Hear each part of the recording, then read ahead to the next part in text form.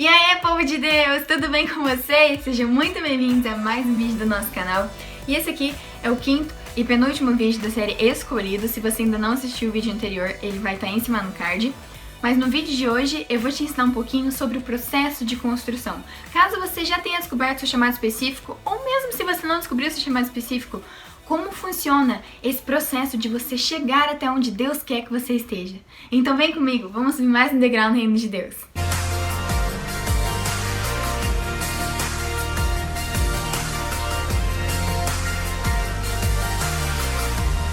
Bom, como base bíblica para os princípios de hoje, eu vou usar a história de José. Eu não sei se você conhece a história de José, mas caso você queira ler mais sobre ela, ela fica em Gênesis, entre os capítulos 37 e 50.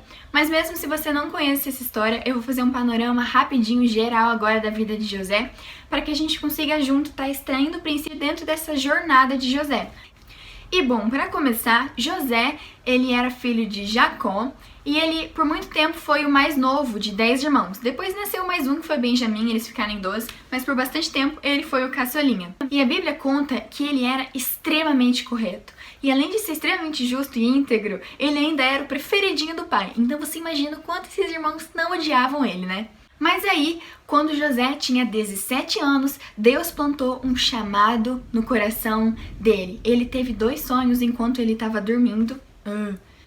Teve 2 sonhos, e o primeiro foi que ele estava trabalhando com um feixe de trigo, e aí o feixe de trigo dele se levantou, e outros 11 feixes se curvaram diante do feixe dele. E o segundo sonho foi quando ele viu que 11 estrelas, o sol e a lua, também se curvavam diante dele. Isso representava os irmãos, e depois os irmãos e os pais dele também. E quando ele contou esse sonho para os pais dele e para os irmãos, aí sim que ele foi extremamente odiado, ele foi julgado, zombaram dele, não acreditaram nele. Deus plantou um chamado no coração de José, e ele foi extremamente rejeitado e desacreditado pela própria família. Mas aí, beleza, passou, os irmãos continuaram odiando ele, mas esses irmãos foram pastorear as ovelhas em Siquém, a Bíblia conta que eles foram, mas José ficou. Então Jacó, pai de José, pediu para que José fosse até onde estavam esses irmãos para ver como eles estavam. E José obedeceu e na mesma hora ele foi. Mas quando os irmãos viram que José estava se aproximando, eles já começaram a tramar um plano para matar José, o tanto que eles odiavam José. Mas eles chegaram a uma conclusão de que não valia a pena matar o próprio irmão, porque só ia dar ruim pra eles. Aí eles olharam pro lado e tinha um poço seco, um poço que não tinha água. E eles simplesmente decidiram pegar José e tacar dentro daquele poço, para que José com o tempo morresse ali sozinho naquele poço. Mas eles olharam para longe e viram que comerciantes estavam vindo, comerciantes que estavam indo para o Egito. E eles pensaram, mas o que adianta? O que a gente vai ganhar se a gente só jogar nesse poço? Vamos vender ele, pelo menos a gente ganha uma graninha. E aí, gente, José foi lançado em um poço, retirado daquele poço e vendido como escravo pelos próprios irmãos. E aí ele foi levado para uma terra estrangeira, ele chegou lá no Egito e ele foi vendido por esses comerciantes a Potifar. Potifar era o chefe da guarda do faraó, ele era um homem extremamente importante. E agora José, um garoto de 17 anos, extremamente rejeitado e que sofreu por causa da própria família, estava numa terra estrangeira, sozinho na casa de um homem como escravo.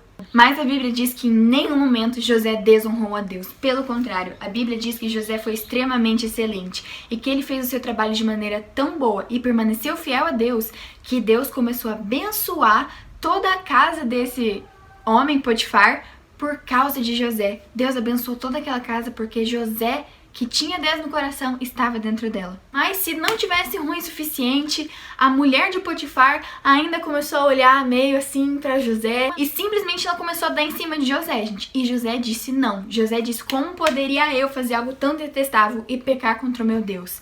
E essa mulher se irou muito. E como ela viu que José não queria nada com ela, ela ficou muito irada. E José fugiu. Só que quando José fugiu, essa mulher de Potifar conseguiu com a túnica dele nas mãos.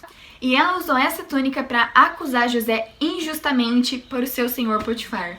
E por causa disso, Potifar se irou muito com José e José foi lançado na prisão por uma causa injusta. Então, a vida de José estava aqui e foi simplesmente fazendo assim, ó. Mas não acaba por aí. A Bíblia conta que lá dentro da prisão,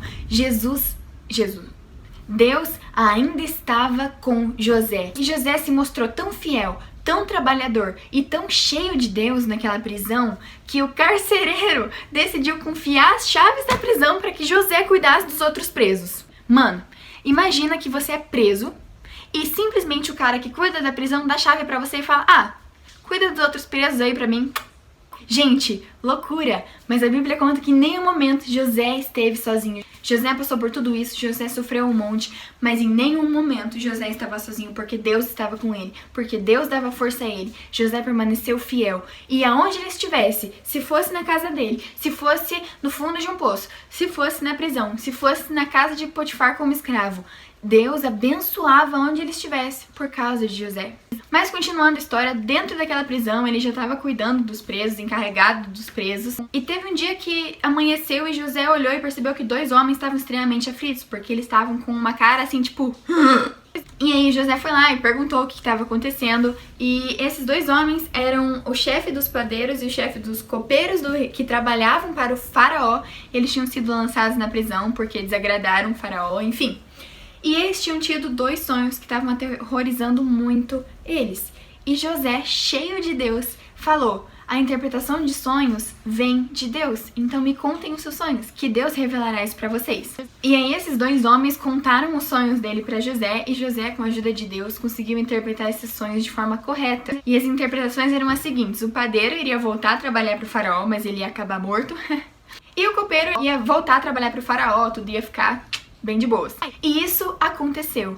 Mas antes do copeiro voltar a trabalhar para o faraó, José pediu para ele para que não se esquecesse que ele tinha interpretado o sonho.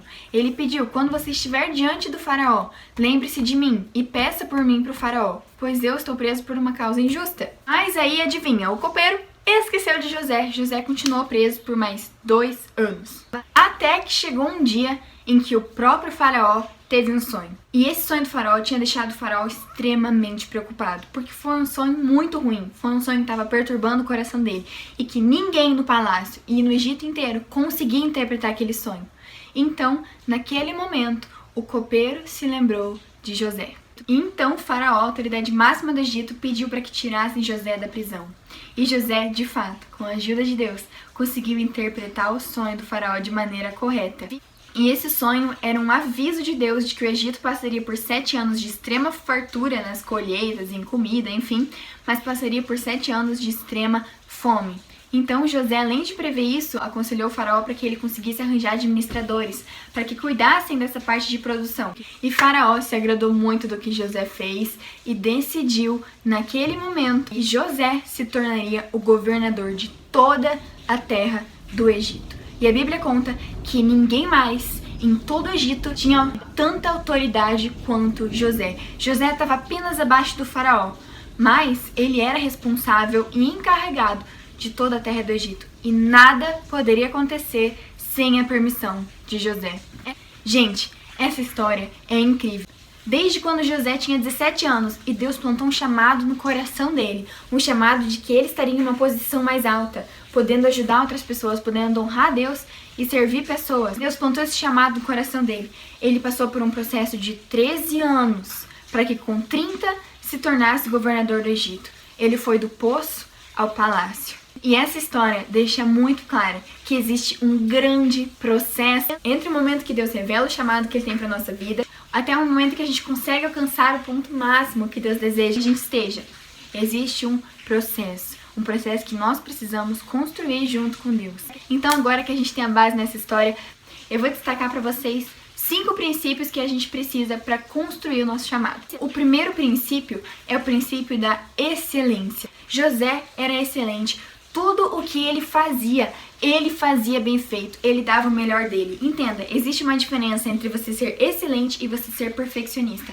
Perfeccionista é você não aceitar nada que não esteja perfeito. Ser excelente é você fazer o melhor com o que você tem, até que você tenha condições melhores para fazer melhor ainda. José era excelente. Tudo que ele fazia bem feito. Ele dava o melhor na casa dele, em que as circunstâncias eram boas. Mas quando ele se tornou escravo na casa de Potifar, ele cuidava tão bem das coisas que o senhor dele, Potifar, permitiu que ele administrasse todas as coisas da casa. E quando ele foi lançado na prisão, prisão, ele cuidava tão bem daquilo que tinha sido confiado a ele, que o carcereiro confiou a chave da cadeia para ele. Aonde José estava, ele dava o melhor, ele era excelente. Então, o que Deus colocou na sua vida? Independente se você está no fundo do poço ou se você está lá em cima no palácio, como você tem feito as coisas? Você precisa de alguém supervisionando você para que você faça algo bem feito?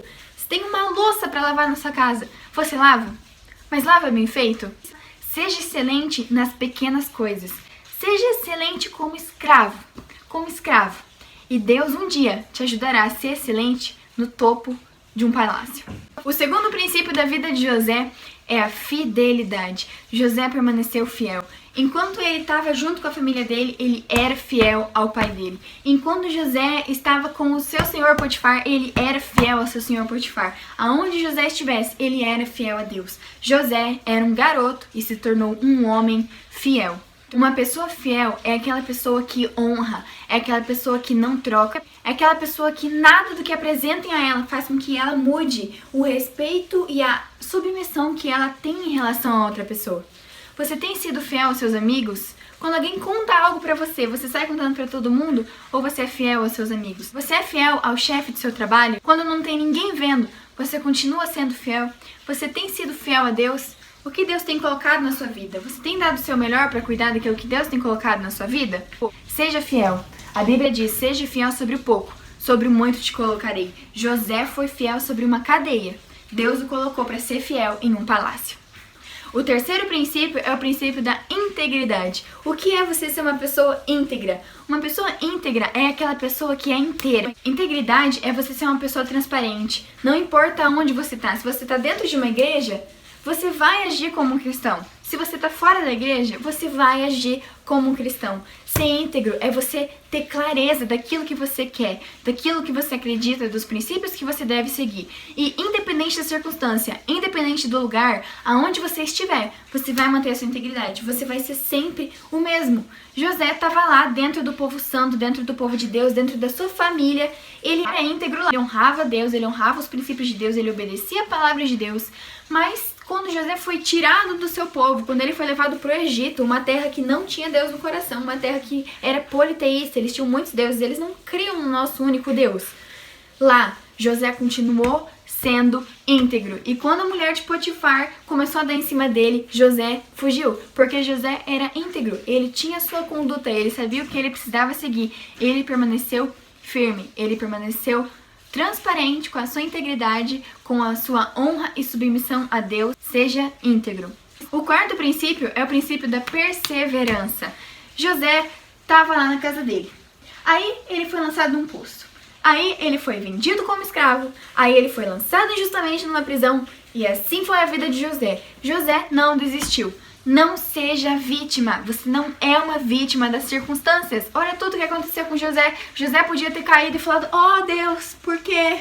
Não, gente. José permaneceu. José foi persistente. E sabe por quê? Sabe qual era o segredo? Deus tinha plantado um chamado no coração dele. Deus tinha dado sonhos para José.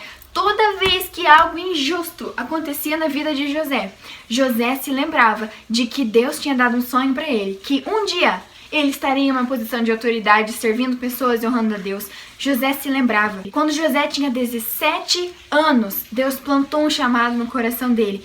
Ele creu. Ele foi persistente. Ele não desistiu. Ele não se entregou às circunstâncias, porque ele sabia que Deus, de alguma forma, ia fazer com que toda aquela situação fosse degraus para que ele chegasse no patamar em que Deus sonhou para ele. Seja persistente. E o quinto princípio e mais importante é a presença de Deus. José tinha a presença de Deus em sua vida. Aonde quer que José estivesse, Deus abençoava o local que ele estava. Por causa de José. Então, José era cheio de Deus. E o fato dele estar cheio de Deus foi o que manteve ele persistente. Foi a motivação para ele ser excelente. Foi o motivo da sua fidelidade e da sua integridade. Todos os outros princípios, eles podem ser resumidos nesse.